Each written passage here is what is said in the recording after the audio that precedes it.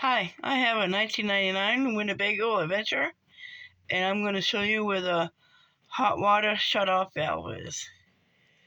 I'm underneath the stove. I'm actually underneath the refrigerator here, between the refrigerator and the stove.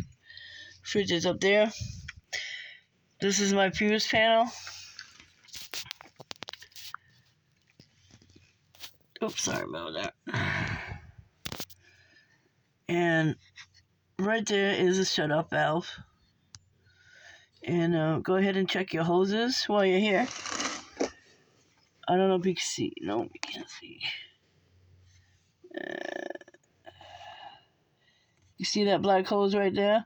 That was kinked all the way this way, going this way, and up. So it's bent right there. Hopefully it doesn't rip at the end. And the clip is backwards, so I can't unhook it and cut it. Because it's way too long. It's longer than it has to be.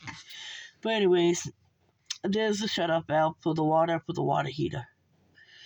It's inside the coach, near the fuse panel. There.